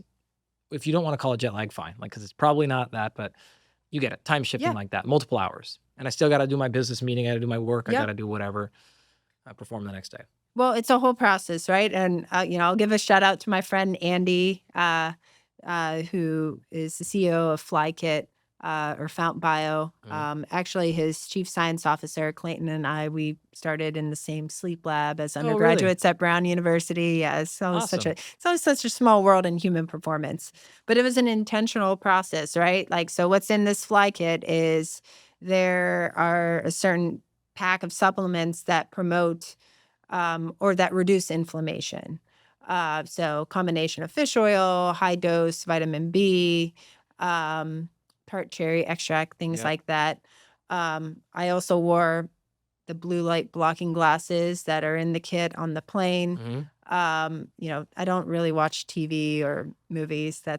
I know that seems like I'm a weird psychopath, but I just used them and I was reading, right? And then when I got to LAX, on the way to the hotel, that's when I took the melatonin. But I only ever take melatonin when I travel, and that's only within the first day or two to help coax my system into adjusting. But once I'm adjusted, I stop taking melatonin. How much do you take typically? What's an effective dose for you? So effective dose for me, honestly, is 1 milligram. But like anything over 3 is that we find to not. It's the ceiling effect, really. 3. We've seen a lot of people, you'll see a lot of recommendations of 5 to 10. Yeah. When we use it, 1 would be about the high end as well. Like it actually really, much more than that, you're not getting really anything. We stay pretty low. It also stays around. It's supposed to have a half-life, like everything does. But when you Yeah. consistently dose it, it stays around for a long time. Yeah. Oh, well, I will tell you. So I'm one of those believers, like, I think Oliver Sacks is like this. Like, he always, in order to believe the things he studied neurochemically, he would take them themselves. So I went into, since you went out to North Carolina, I went into one of those country Dollar General stores, on the drive to work. And I found a 20 block of melatonin. I took it. Oh my God. I was fucked up for like 2 days. Oh, I believe it.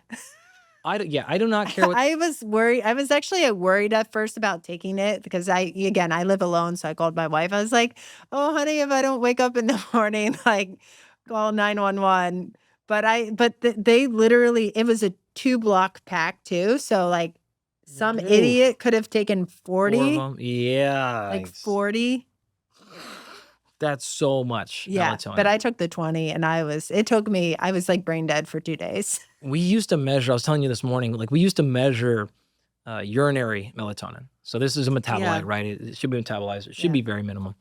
We don't need more, but we did it. And I would probably say, I don't know, over 10 times we saw people that were 20 to 30x upper range, reference range values for melatonin. And you're like, whoa. Like we don't have any sleep problems to fix here. The reason you feel like a zombie all day is because you're sedated. Yeah. Like you are sedated with melatonin constantly. Yep. And just removing melatonin from them, all of a sudden, all their years of sleep testing issues, gone. Right. It's like just gone. They're like, oh, you're just walking around sedated. Yeah. And plus, too, they probably weren't getting the effective entries into deep restorative non-REM and REM sleep, Nothing. Yeah. Yeah. Like they were on the classic stimulant sleep drug cycle. Yep. Feel like terrible. Oh, yeah. Take a load of stimulants. Yep. Then you can't get to bed. So you take a load of sleep aids. Alcohol or, Just break that cycle. So yeah. Let's talk about sleep extension. Sure. Sleep banking. What's the proper way to think about this? Why do I even care about it? When is the best way to use it? Who should be thinking about it? Obviously, all of us want to extend our sleep, right? Right, yeah. You have parents. It's like, yes, I would love to sleep more. Not going to happen.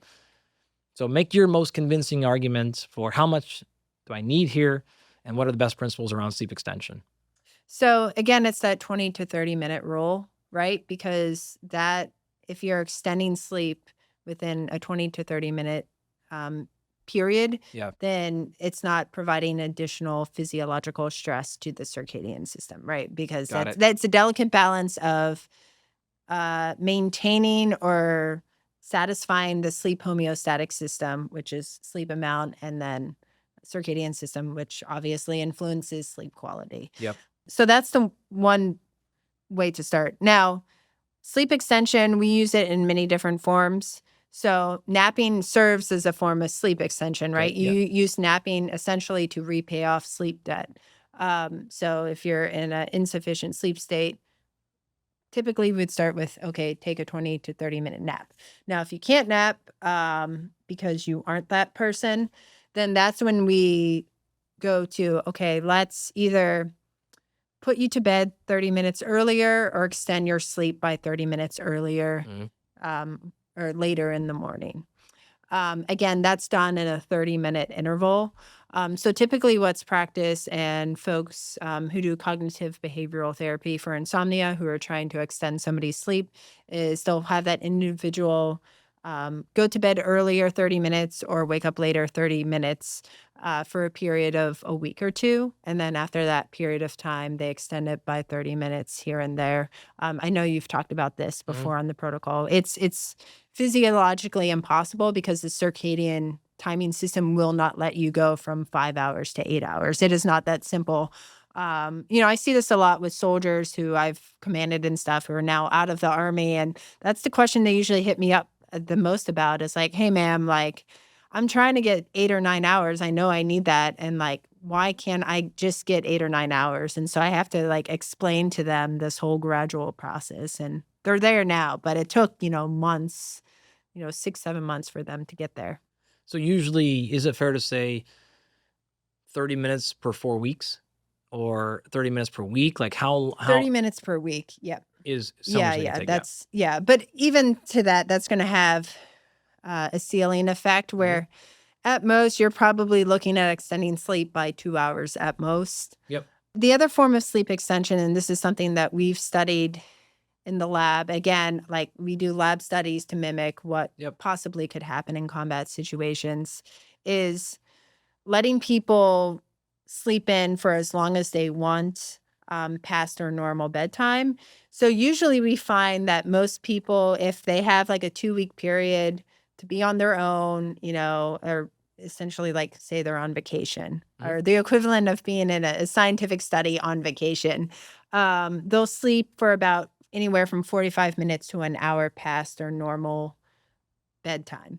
And then when you put those individuals through a period of full-on sleep deprivation, so we're talking about 40 hours of wakefulness all the way up to 62 hours of wakefulness sustained, the rate of decline in their cognitive performance, even their physical performance, the rate of decline is less because they had that sleep on the front end to help offset the sleep pressure.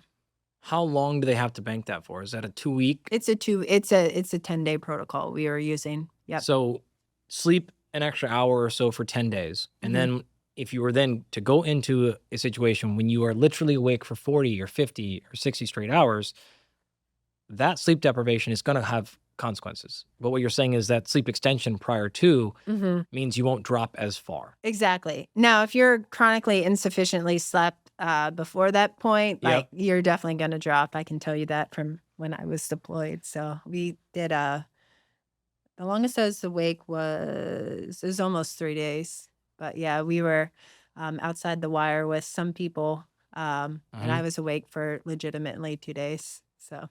But that's where I used the strategic caffeine dosing strategy for the most part. I mean, I still felt like I was completely drunk. Right. The last 24 hours of being awake. But I used caffeine gum and even tried dipping for the first time, which is disgusting. I hate that habit. I remember hearing old stories of people, pilots. I think this was in World War II, where they would take tobacco and put it like in their eyes. Oh, wow. But you know what? I mean, I'm not going to lie. I felt like slightly ill after I dipped for the first time. And I felt I had like a little buzz, but then that sleep deprivation kicked in. Yeah. How does the military handle it in situations like that? Is just get through it. Just do whatever. It is just get through it. They are getting smarter about it. I think that that's great about the team of individuals I've worked with over the years is that knowledge has now been taken out to the field. And I mean, there's commanders out there who are now using all these, evidence-based, science-based, DoD-backed science principles to like be more effective in combat. So it's been really cool. When it comes to sleep extension, do people typically have an easier time sleeping in or going to bed earlier? So that's actually where I think chronotype comes into play, right? So for me, my sleep extension would be, right, sleep in later. For you might want to go to bed early. That's I would where pick I that think 1,000 times over 1,000. Yeah. Every time. Yep. Like sleeping in is a struggle to me. Now, albeit one of the things you just mentioned earlier is something we hear consistently, which is when people say, "Oh, I can't sleep in," it's usually because I think that that's going to happen tomorrow.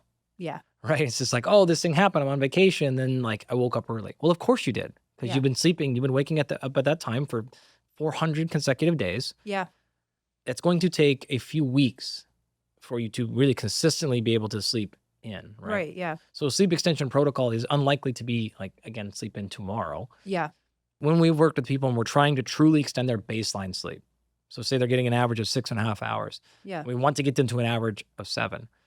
That is at least a 2-week thing that it takes to get to that rolling average. Discipline, Totally. right? Night after night, as soon as you get off that schedule, you got to restart, We have yet to find anybody who couldn't do it if they zoom out on time frame. It is usually, I tried it, couldn't sleep in. Oh, I tried it again today, didn't work at all. I just can't sleep in. Well, like, no, your physiology takes some time, right? Yeah, to adjust. I mean, that's the thing, right? A lot of people want the quick fix, right? Just like it takes dedicated time to build muscle. Yep. You have to trust the process. Right. Excellent. I got one more question for you if you'd be so kind. Sure. Maurice Claret. Oh, okay. Boom Boom Mancini. I could go on and on. What the hell is in the water, in the air? What is it about Youngstown? Like, you come from this place. You were, you're still active. You still do the CrossFit Yep. competitions. Yeah. First pole vaulter, female pole vaulter In the state of Ohio. in the state of yeah. Ohio. Yep. I'm assuming then first to go compete collegiately. Mm-hmm. Knocked on the door of the Olympics. What is it in that city? You guys just produce super athletes for this random little city in Ohio. What's going on there? It's so funny you say that. Well, because, there's that 30 for 30 documentary, Youngstown Boys, right? With yeah, of Jim course. Tressel. And Yeah. I don't think I realized the community of athletics I grew up in until I went to college. Like, I outrageous. thought I was an average athlete, right? But then, okay, let's unpack my high school. Like, I went to a big football feeder school, Youngstown Boardman. Bernie Kosar went to my high school, Bernie, right? Yep. Quarterback. In our strength and conditioning room in high school, and we didn't have like really phenomenal strength and conditioning and equipment. And in fact, I would say it was kind of like very bare bones equipment. But you go into that strength and conditioning room and you'll see like 50 people from my high school who played in the NFL. I believe it. My graduating class alone, I graduated with 711 kids. I would say 40 of them went on to play Division I sports, male and female. Actually, that's an underestimate. Probably like 60 or 70. One almost made it to the Olympics in swimming. We had a WNBA player. And then, we had 3 kids in my graduating class who did actually play in the NFL and won Super Bowl rings. Yeah, it's outrageous. My brother's class had an NFL player. I mean, my great uncle was a Golden Gloves boxer. He actually he reffed a Mike Tyson fight years ago. Nice. My other great uncle, Lou Slaby, he's a linebacker for the Giants. But yeah, it's like one of those things you don't realize until you go to college. You're like, shit, I guess I am an elite athlete. Yeah. But I always thought I was average because of growing up there. It's insane how what you think could be your baseline, you go out into the world and you're like, wow, I guess in this one capacity, I am better than other people. And I had no idea. I'm demanding more answers here. Yeah. My wife went to Long Beach Poly, right? Modern day. There's these schools in different areas in Florida and stuff where you're like, oh yeah, they put out 40 or 50 Division I athletes every year. Great. Well, you're in LA. Yeah. Right? There's 3 million people in a 20-mile radius. Yeah. Youngstown, Ohio. Like, what in the world? How is it? Kelly Pavlik, like the list goes on and on. My dad megastars. is a butcher, and he used to sell meat to Kelly Pavlik. So that's my Kelly Pavlik got all his meat from my dad. So. Oh, no. There you go. I want genetic tracing. I want some answers out of that city. You know what? It's the grit mentality, right? No, it's not. Is it? No, it's not. So you're drugging kids. You're genetically CRISPRing them. You're doing something. I don't care what you say about. I grew up in the country. My graduating class was like 70 kids, not 700. Yeah. And we probably had, 3 or 4 kids ever in my high school play college football. Oh, yeah. I was like probably the first or second person to ever do it. Or, second or third. You got 50 NFL players every year at your school. Yeah. It's unbelievable. Well, in the area, right? It's ridiculous. Because that's just Youngstown Boardman where I went. There's, 5 other schools. Maurice Claret, right? Yeah. There's like Warren Harding, Colonel Mooney also produced phenomenal athletes. I mean, that's what I think you're taught early on growing up there, probably still now.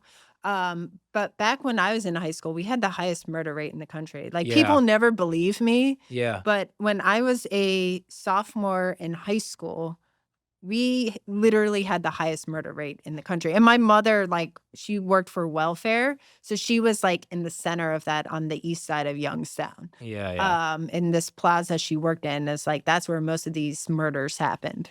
So I think you learn early on that your ticket out of, because really to that area too, what is considered middle class in Youngstown is considered poverty everywhere else. So in all honesty, grew up lower middle class. And so you learn that your ticket out of town is being good at sports. Yes, I loved school. And so that helped. But at the end of the day, like my goal in life was to be an astronaut or an athlete, right? And I was able to at one point accomplish that and be an athlete. But that's all you think about growing up there is like, well, LeBron too, right? Yeah. It's just that whole man, sports is king there. I get it. Well, I next time when you tap in here from Mars or wherever else you come in, I want answers about Youngstown. I'm not letting you off the hook with this. So, well, just ask what's his name, Bruce Springsteen, since he has that song. Of course, about yeah. Thank you so much for coming out here. I know it was a long trek, and really appreciate everything. This fascinating stuff, and it's been a long time. We've known each other for many, many, many years. Oh my gosh, yeah. I mean, it's all through science, right? Yep. And then we all went our separate ways in academia, and then outside of academia, and Yep. And it's always nice to see another scientist who's a true meathead. Yeah, exactly. Oh, I embrace being a meathead, right? That's my Awesome. book. Thank you so much. Of course. I hope you enjoyed that conversation today with Dr. Allison Brager. If you want to see more about Allison, read more of her work, grab her book, or follow along with any of her resources, please check out the show notes for direct links. Thank you for joining for today's episode. My goal, as always, is to share exciting scientific insights that help you perform at your best. If the show resonates with you and you want to help ensure this information remains free and accessible to anyone in the world, there are a few ways that you can support. First, you can subscribe to the show on YouTube, Spotify, and Apple. And on Apple and Spotify, you can leave us up to a 5-star review. Subscribing and leaving a review really does help us a lot. Also, please check out our sponsors. The show would not exist without them, and their exceptional products and services. Finally, you can share today's episode with a friend who you think would enjoy it. If you have any content questions or suggestions, please put those in the comments section on YouTube.